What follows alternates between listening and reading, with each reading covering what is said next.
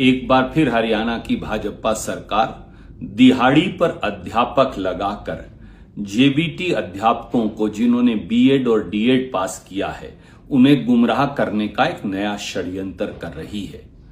हरियाणा कौशल निगम से अब 2800 जेबीटी अध्यापकों की दिहाड़ी पर नियुक्ति होगी। क्या होगा उन बच्चों की जिंदगी का और क्या होगा उन बच्चों को जिनको वो पढ़ाएंगे? सवाल सीधा है। इसके 4 या 5 महत्वपूर्ण पहलू हैं जिसका जवाब भाजपा की सरकार नहीं देगी, पर सवाल पूछना जरूरी है क्योंकि इस षड्यंत्र का पर्दाफाश करना जरूरी है।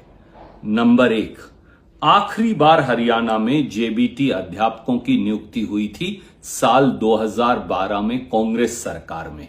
हमने 12,731 जेबीटी अध्यापक लगाए। 2012 के बाद 2024 आ गया। जब चुनाव में 2 महीने बचे हैं तो 12 साल बाद अब भारतीय जनता पार्टी की सरकार दिहाड़ी पर कौशल विकास निगम के माध्यम से 2800 अध्यापक लगा रही है। ऐसा क्यों? क्या इसका जवाब वो देंगे? दूसरी बात, 7,50,000 बीएड और डीएड के बच्चों से पीआरटी का एचटेट एग्जाम लिया।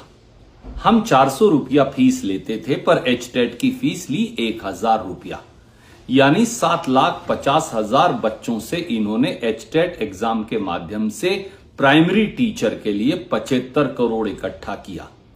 पर दशक बीत गया, आज तक भी एक भी टीचर की, परमानेंट जेबीटी टीचर की नियुक्ति क्यों नहीं हुई? 12 साल से जेबीटी टीचर क्यों नहीं लगाए गए? उन 75 करोड़ रुपयों का जो बच्चों ने दिए वो कहां गए? क्या इसका कोई जवाब बीजेपी के पास है? तीसरा पहलू, 5 सितंबर 2019 को किराना देवी के केस में पंजाब हरियाणा हाईकोर्ट ने भाजपा सरकार को फटकार लगाई कि जेबीटी टीचर क्यों नहीं लगा रहे। 25,000 रुपया जुर्माना भी लगाया।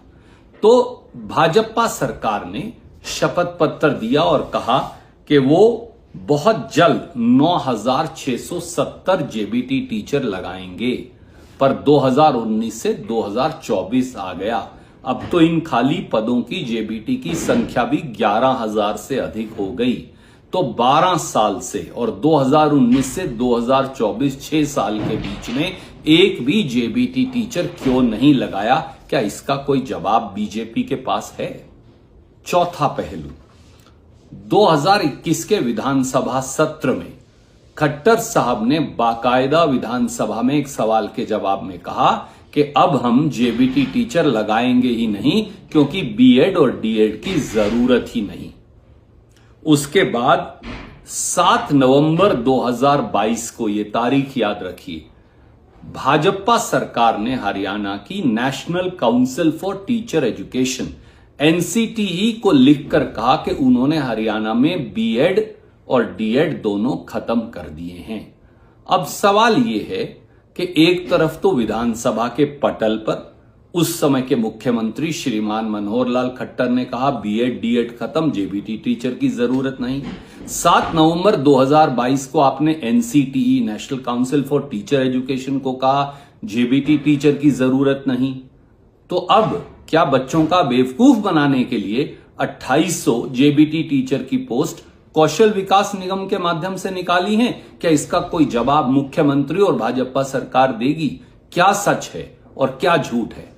और आखिरी बात, जेबीटी जब हरियाणा कौशल निगम से निकालेंगे तो 100 किलोमीटर से ज्यादा दूर नौकरियां लगेंगी, टाइम पर सैलरी नहीं मिलेगी, 1 साल के बाद फिर नौकरी ढूंढनी है। तो बच्चों का बेवकूफ क्यों बना रहे हैं? इसलिए केवल के 60 दिन बाद चुनाव है तो बेवकूफ बनाकर वोट बटोरो और उसके बाद नौकरियां खत्म कर दो। एक तरफ बोलते हैं जेबीटी की जरूरत नहीं, बीएड डीएड की जरूरत नहीं, दूसरी तरफ आप 2800 पद निकालते हैं, वो भी 12 साल के बाद जब कुल पद 11,000 से अधिक खाली हैं। क्या श्रीमान नायब सैनी इन बातों का जवाब देंगे?